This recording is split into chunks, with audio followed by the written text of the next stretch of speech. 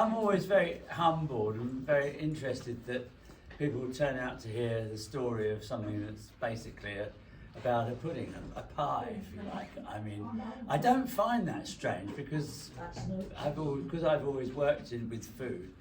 I've always been amazed at how these things originate, because as a human race we've discovered everything that that's edible on this planet. A few things that aren't edible as well, and the combinations of those have been around for such a long time. There's very little to invent, and I've never claimed that I invented this thing called Banoffi Pie.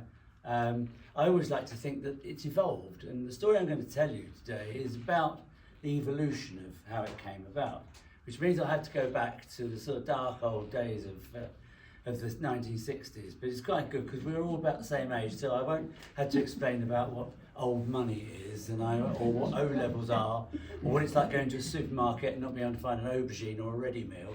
You know all about that, so we're already on the same level playing field. I'm going to go back to the 1960s because that was when I was at school and thinking about what I was going to do for a career. Now, I wasn't very good at school, I didn't shine, and so when we came to the end of the year that we were going to have to move on and do something else, I realised that my 3 O-levels weren't going to get me a very good choice of jobs, and I didn't know what to do. Our careers master was heavily recommending the Avon tyre factory, which was down the road from where we lived, which didn't appeal to me very much. And I'd heard this story. Now, I always think this is wonderful. I don't know where it came from or anything, but I think it was the one thing that probably inspired me, was that somebody once told me that if you have a set of chef's whites under your arm, you can go to any large town or city, and if you knock on enough doors of restaurants and hotels and things like that, you will eventually get a job. And with that job, you'll also get a meal, and probably you'll get a roof over your head as well. And I thought that sounded amazingly romantic. I have to add, I've never had to do it, but that was the thing that I think that inspired me. And at the time, my family were living in North Wiltshire. Now, North Wiltshire, before the M4 was built, and although London might have been going through the swinging 60s, there was nothing like that before the M4 was built. You might as well have been on the moon if you were in North Wiltshire. But the local college, which was Swindon, did a catering course there for 2 years. And only now, looking back, I realised what an exceptionally good course it was. I don't think a lot of people, a lot of the courses are quite so in depth before. We were taught in the way that Escoffier said that young chefs should be trained, and so we did everything from the basics up. Remember, I mean, as I said before, there were no ready meals in those days. If you worked in catering, everything had to be made from scratch. The only thing you brought in was ice cream, basically. And so we learnt from all the very basics from the very beginning, which is incredibly good training. We learnt how to prepare shellfish, we learnt how to fillet fish, we learnt how to do butchery. We learnt from taking those bones from doing the butchery to make stocks, and from those stocks we made the basic sauces, and from those basic sauces we made all the types of French sauces that there were. This was the book that we used quite a lot. It's called La Répertoire de la Cuisine, because it was mostly French, and this has got thousands and thousands of recipes in it, even though it's only a very small book, because they're not actually recipes. It just tells you what's in all the French classics. And any trained chef should be able to look at this book, find the thing that he's been requested to cook, and know exactly what to do. And so we were trained like that. We also did some very, very interesting stuff as well that was very useful, like nutrition and hygiene and bookkeeping and culinary French. We were taught culinary French. I can't speak a word of French language, but I know what every food stuff is in French, so I can look at a menu and I know what they are. So we started doing this cooking course, and we had, in the second year, half the students was, but 3 times a week, we were put into 2 groups. One of the groups would go into a kitchen, which was very like a commercial kitchen, and the other half was, we had a dining room as well, and there were 6 tables of 4 in the dining room, and half the students would do the cooking and the other half the students would do the waiting, and then the following day we'd swap over, so we got training in both sides. Now, anybody could come to lunch in that restaurant in the college, and the lunch there for 3-course lunch was 3 and 6, which of course you all know is probably about 18 pence in today's money, which was very good value for money even then, because I mean you could get Dover sole, you could get a fillet steak, you could get lamb cutlets, you could get things like that. You could also get soup tipped down the back of your neck because they were students after all. And you might also get, sort of potatoes dumped in your lap, because when you're trying to manipulate a spoon and fork for the first time, everything flies everywhere. So that was all the things that we learnt, and I thought that was a very good training. And towards the end of the 2 years that we were there, people had to start thinking about a career. Now, there were several ways you could go after a course like that. You could go to, if you wanted to get into management, you could go to, your best bet was to get a job as a waiter, because it was much easier to sidestep into management from that side of the things. If you'd fallen in love with cooking, which is what I had actually, had done, you would then get a job in a kitchen, and you'd start in a very lowly position, like sort of a commie, what they called a commie chef, which was the lowest of the low, and you work your way up through the hierarchy of kitchens into chef de cuisine, till you got to the point where you may become a sous chef, which is second chef, or a chef de cuisine. But that was if you were in London, and it was a big brigade of chefs. But I also knew a guy who was in the previous year to me, and he had told me that his ambition was to open his own restaurant, and I thought that was a very good ambition to have. And so the advice I was given is to get a job in a small restaurant in the country, which appealed to me rather than going to London. I'll tell you why in a minute.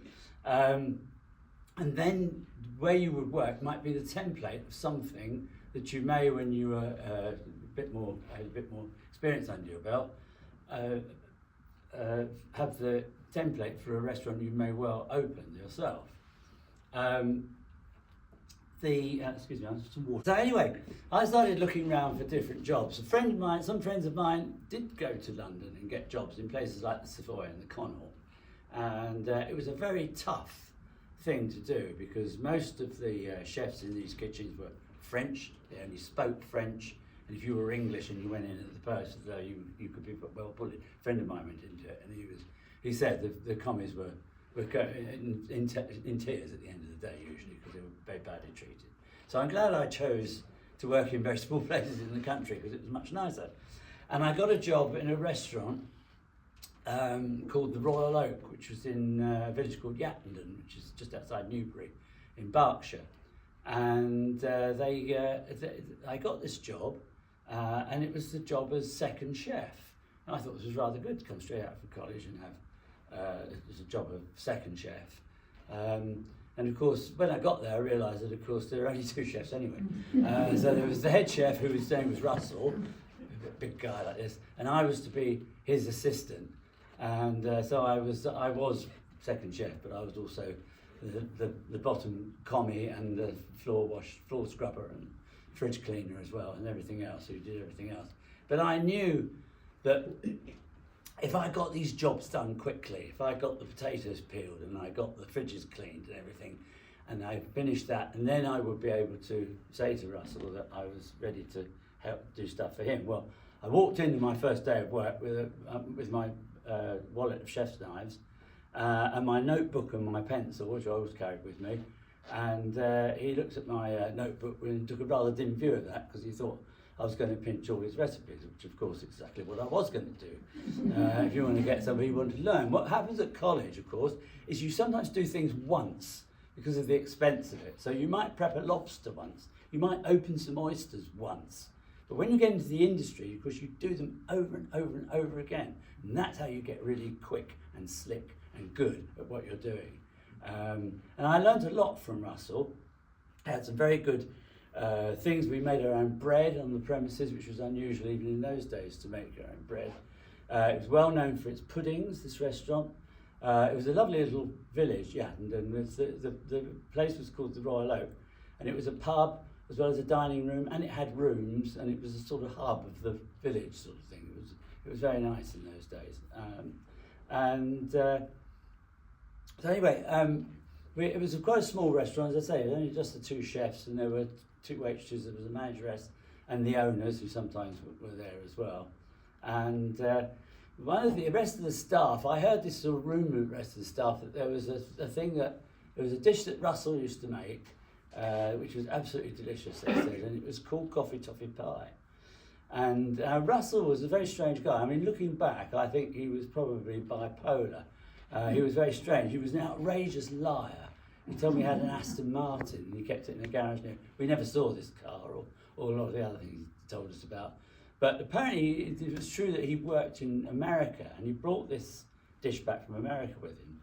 It was called Blum's Coffee Toffee Pie from a restaurant called Blum's, which we'll come back to that a bit later on. And I said to Russell, why is it not on the menu? Because everyone's saying this is the most delicious dessert that there is. And he was sort of made a bit of a fuss about it and said that it was quite a tricky dish to make. And eventually I got him to make this dish, so I wanted to know how it worked. And Russell was a very good pastry chef, and he made a very good sweet crust French pastry, which he would then line a flange in with it and bake it blind. And then what would go in there would be some toffee. And so to make the toffee, mix up butter and sugar and cream and golden syrup and boil it. Now I'm sure you've got some cooks amongst you here who know that when you do that, depending on what temperature you take it to, you can either end up with a nice caramel sauce or you can end up with Everton toffee. But when it cools down, only then do you find out what consistency it is. Excuse me. And so when Russell came to make this and poured it in, when it worked, it was lovely. It was beautiful, soft toffee. It was really set. If it was too liquid, then of course when you cut a slice and the rest of the liquid flowed into the portion that you'd just taken, it wasn't so clever. And if it set far too hard, boiled it too much and it set too hard, then you need a hammer and chisel to get it out of the pie dish. And that's when I learnt some interesting phrases that weren't culinary French, but it did expand my vocabulary, which is quite useful. But when it worked, it was absolutely delicious. And then what it did was he made this pastry and baked it. Then he poured this toffee into it. And then when that cooled down, put this coffee flavoured cream on the top. Well, I wrote that into my notebook and put a big question mark by it because that was what I was not sure about. And probably forgot about it, actually. And then towards the end of my tenure there, the proprietor walked in and he said he brought with him this young lady to introduce her to us. And her name was Sue Mackenzie. And he said that Sue and her husband had bought tea rooms and guest house in a little village in East Sussex called Jevington. And they bought this and they're going to open a smart new restaurant in this place. And so Sue had been a shorthand typist, and Nigel was a rep. Her husband Nigel was a rep for Birdseye, and they had no experience whatsoever. And a bit later on, the boss told us on the quiet when Sue wasn't listening. He said, of course, neither of them got any experience in the catering industry, and he said they're on a hiding to nothing. He said they'll just lose all their money and go bankrupt. He said, and I don't envy them at all. But I wasn't quite so pessimistic, and I got on with Sue, and I met her husband as well. And towards the end of my tenure, I said to them, could I'd like to join you if you've got a space for me to come and work for you. I said, I don't mind what I do. Just be a general assistant, something like that, because they got it mapped out how they were going to make it work. Nigel was going to be in the bar to greet people and serve the drinks, and Sue was going to be in the kitchen cooking, and she had a sister called Jennifer who was going to be the waitress there.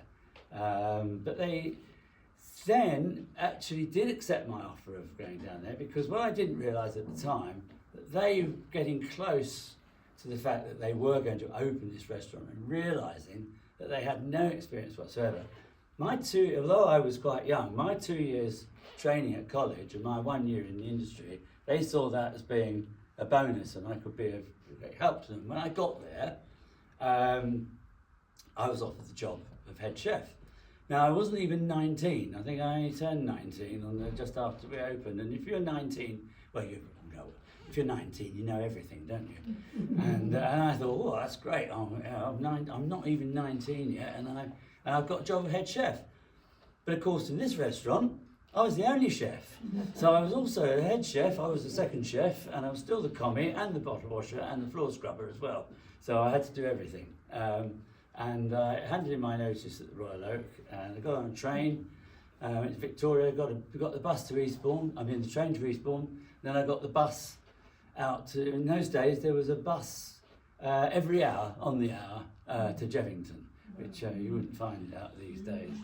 And also, what we didn't know was that I'm going to take my jumper off. I was showing the kitchen, which was quite small, and in fact it was only about sort of 8 foot square, I think. So by the time all the equipment was in there, it was only about sort of 6 foot square, the bit you stood in.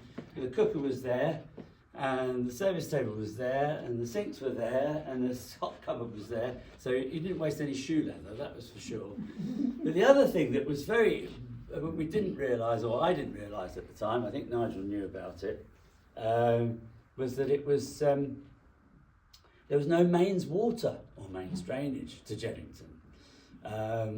And this was quite a problem really, because what we did have running water, because we had the rainwater that was rained on the roof, went down the gutters and the downpipes, and went into a concrete tank in the garden.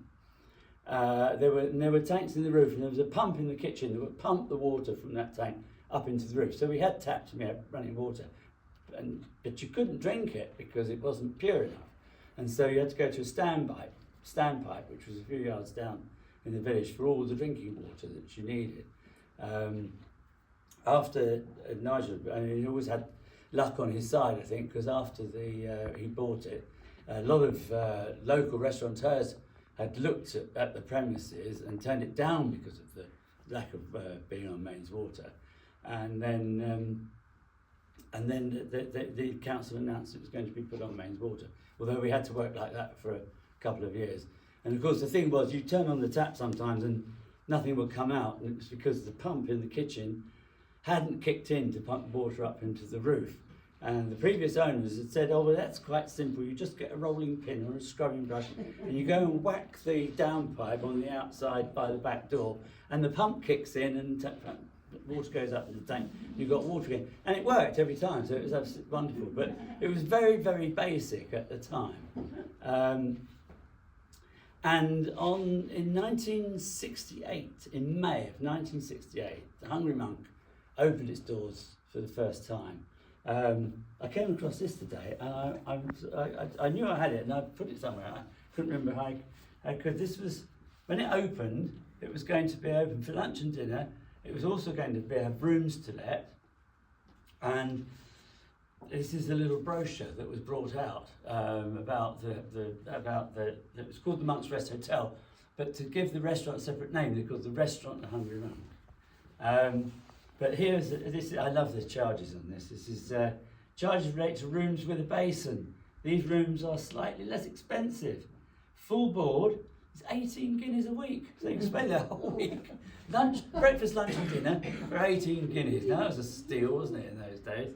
Absolutely wonderful. Less than 20 quid. Sorry? Less than £20. Yeah, right, okay, yeah. And as a form of promotion, Nigel had worked out a menu. This wasn't my menu, but this was the menu we opened with on the very first Saturday night. And Nigel had these printed as a promotion. On the back it says, and I love this, Nigel's a very good businessman, and he promoted the restaurant extremely well. That was part of the reason for the success. And it says here at the top, all these lovely old writing, it says, oh yay, oh yay, oh yay. Proclamation of importance, be it known that in the ancient Dowding village of Jevington, there has come about an incredible event that will bring a gleam to the eye of every man and woman in Sussex. The fair Dame Susan, a master cook, by that time they hadn't got round to putting me down, and her comely sister Jennifer, bedazzling to behold, had thrown open the doors of their fine Elizabethan house that they might quench the thirst and replete the great hunger of the people of Sussex. And also be it known that this exciting new place is called the Hungry Monk. So come and eat right royally amidst the warmth and atmosphere and log fires and candlelight of the Hungry Monk. Excuse me. So the menu, which again was not my menu, but this was the first one we did on that first Saturday night. And the starters of smoked trout, French onion soup, grapefruit mandarin cocktail, prawn cocktail. You couldn't run a restaurant without having prawn cocktail on the menu in those days. And kipper pate, that was the main courses, the starters. Main course was chicken, mushrooms, and a red wine sauce. Rump steak with all the trimmings, fillet Dover sole, a wine sauce with shrimps and mushrooms, and veal in a cream sauce. And it got chocolate ice cream and chocolate sauce with puddings, sherry trifle, treacle tart, and a choice of fresh fruit and cheese. That was that Hungry Monk opened. Yeah, it's nice and simple in those days. Nothing bought in except ice cream, of course, as we said before. And with that, we opened. Now, I've always pondered years and years later what gave the Monk that sort of success. Why it was success. Obviously, the food had to be okay. I'm not saying I was the greatest cook in the world, but I learnt fast. And I was the main chef, the first chef there, that had assistants after a while. Excuse me, sorry, lost my way. I've got notes to remind me. I think it was because of the success of the Hungry Monk was because the food was had to be okay, but it's the ambience is as much the experience of eating out in a restaurant as the food. And I think the whole thing about log fires and candlelight, and it wasn't posh, as the tables were polished wood, there had no tablecloth, didn't have snooty waiters, which leave people off a lot of places eating out. But also, around that time, there was a sort of a zeitgeist happening in the catering industry. I mean, Terence Conran was opening bistros in London. Elizabeth David was selling her cookery books, and people were opening up to the idea of Mediterranean food.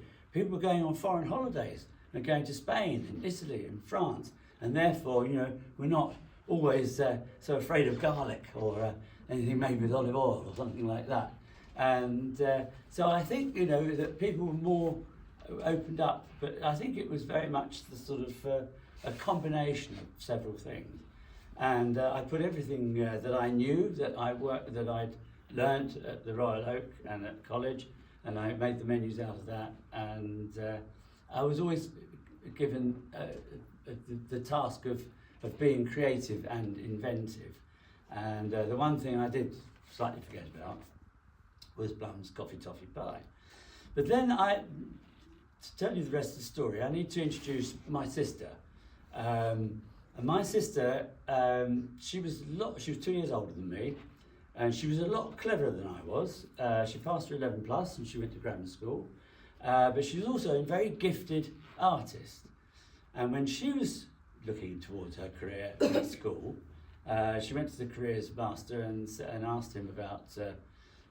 She told him that she wanted to be an artist, and he just virtually laughed at her. And he said, "My dear, if you're going to be an artist," he said, you can reckon that you'll either starve or you'll become a teacher." And he said, "What you need to do," he said, "is do a nice shorthand typing course and get a nice little job doing that. And then in a few years' time, you'll meet a nice young man, have a couple of children, and you won't need a career then." And that's what they used to say to girls, and I'm sure some of you have heard that as well. I'm not the only one to tell you about all that. So every now and again, I used to meet up with Jamie to go and have a drink after we'd left home and gone to our separate ways.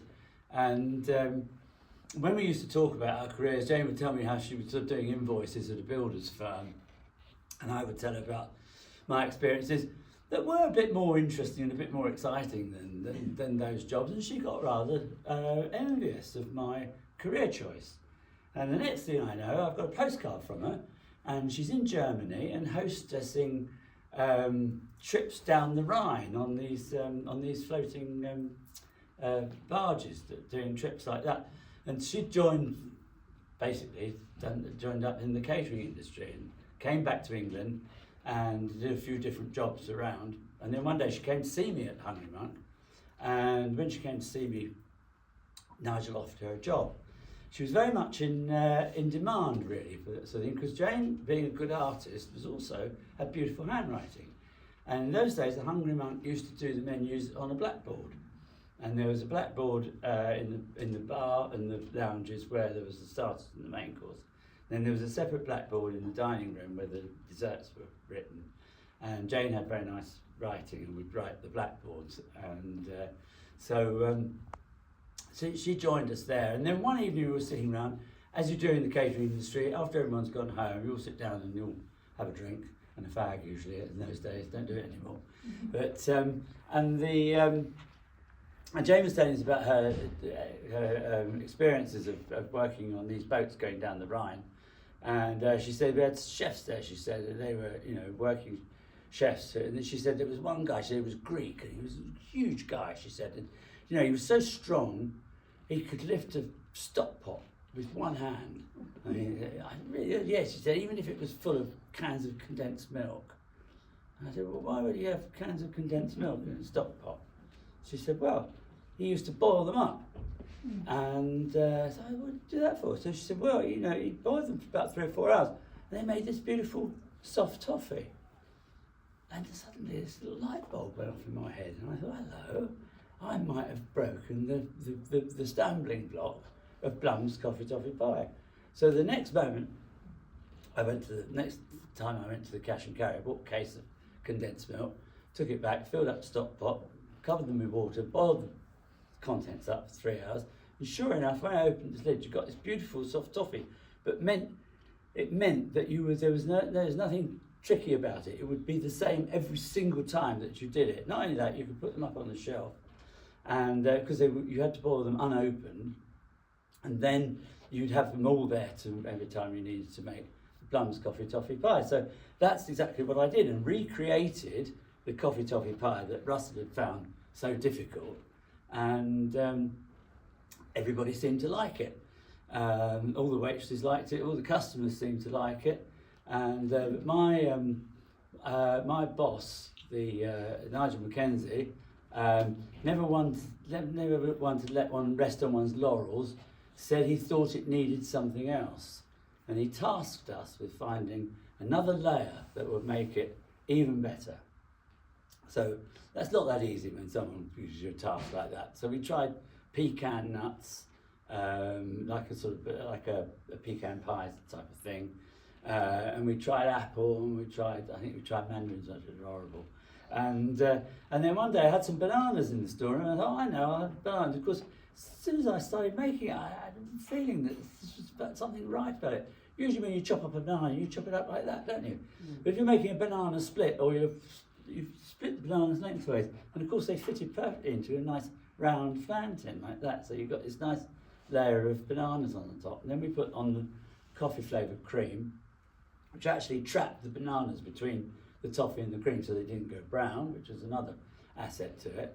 And the only person that wasn't very happy was my sister, because now that we had, she was doing the blackboard and writing, before I'd been writing Blum's Coffee Toffee Pie, said I can't get it all on one line because it's Blum's Coffee Toffee Banana Pie.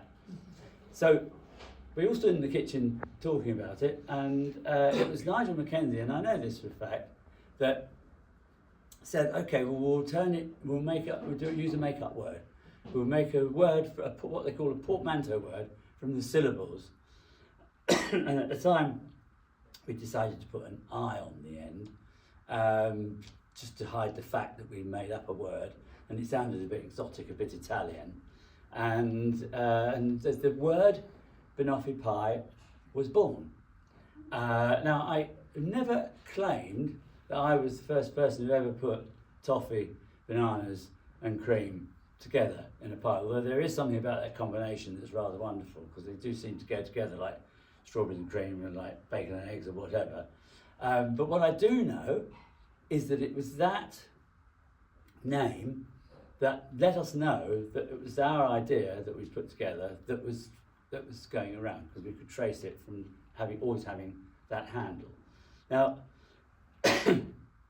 this happened in about 1972, and before that, another promotional idea of Nigel's was to create a cookery book. Everybody said it was mad. No one had done that before. Everyone said, well, would you give give away all your recipes, because then people will be able to cook them at home and they won't want to go out to eat. Well, it's patently not true, because you go out to eat for more than food. You go out for the atmosphere and the ambience and the fact you don't have to wash up afterwards. And so a book came out. That was before 1972. It's called The Secrets of the Hungry Monk.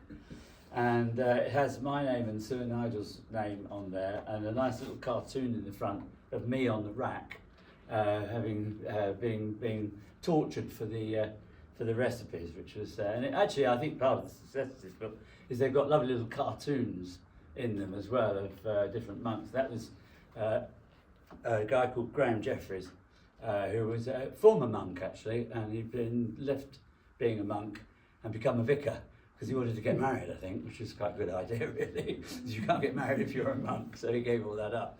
But that's what I think that was one of the success of the Hungry Monk, was very often down to Brian Graham and bringing these books out.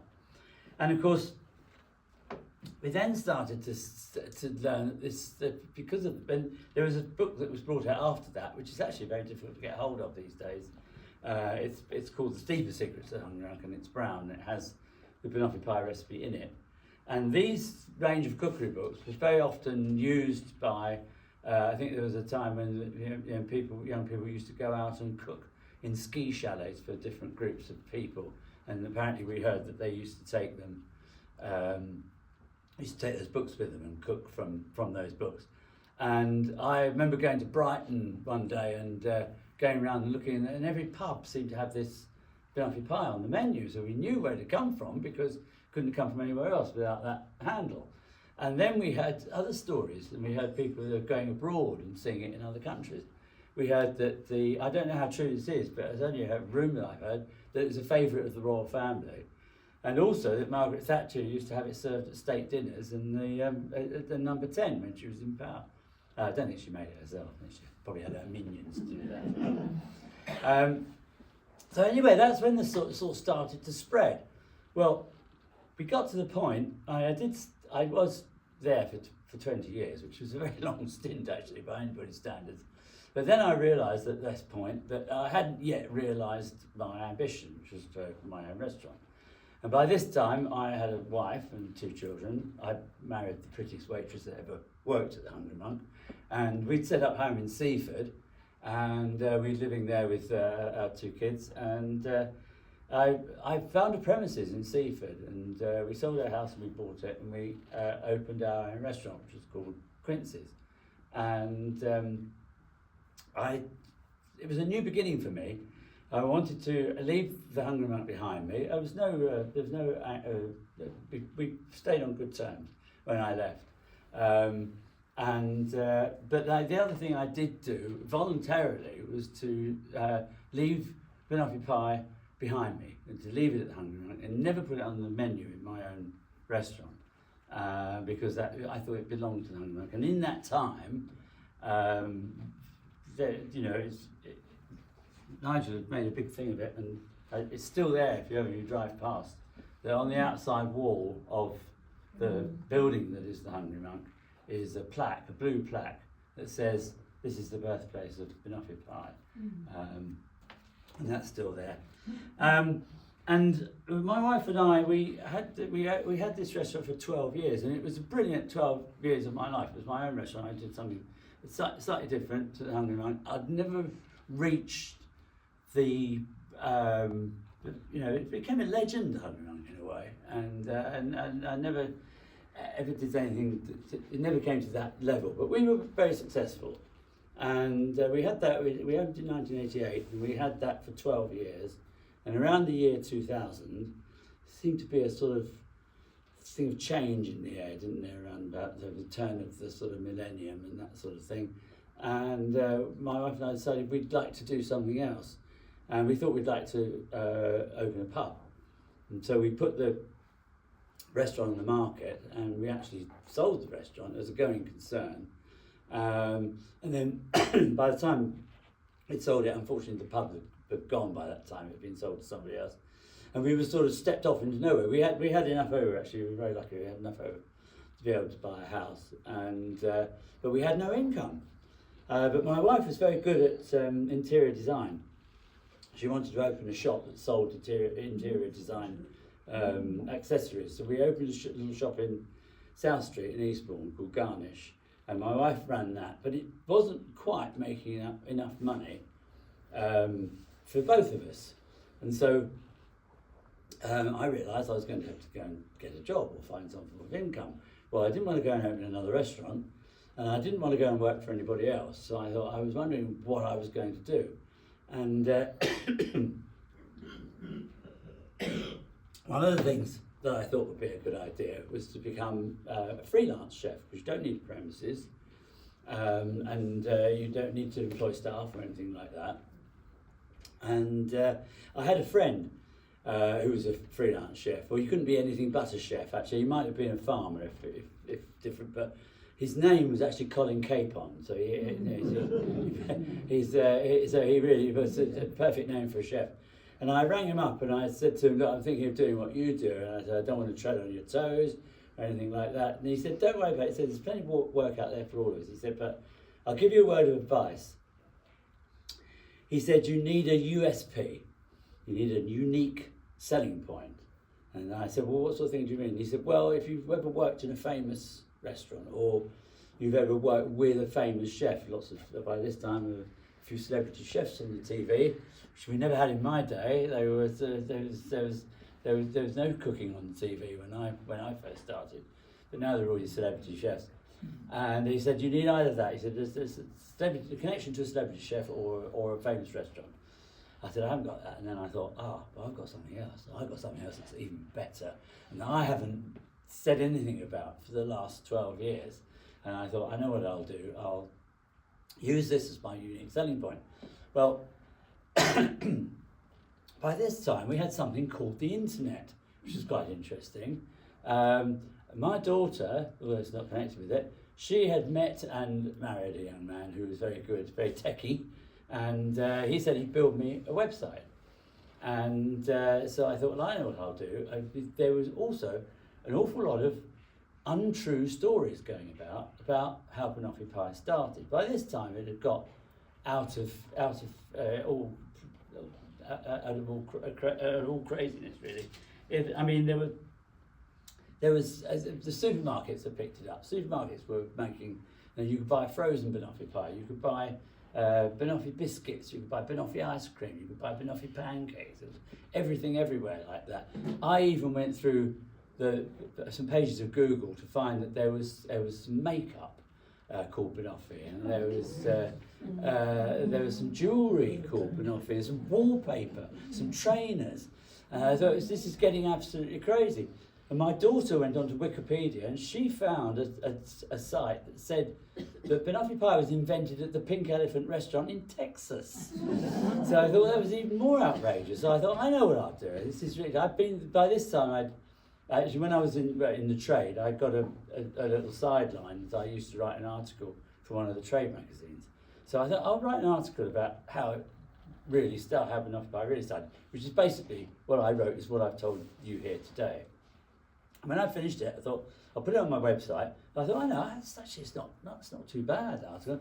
I sent it to The Guardian, and they have a page in the Saturday magazine called Experience, and I sent it off to them. And they accepted it, and so I put a few things out here for you to have a look at after, if you like. This was the page in the Guardian magazine that was what I wrote, and it says exactly what I've told you here today. And very interestingly enough, because newspapers and media are so powerful, virtually everything you Google now about Banoffi Pie has my name and usually Nigel's name with it there.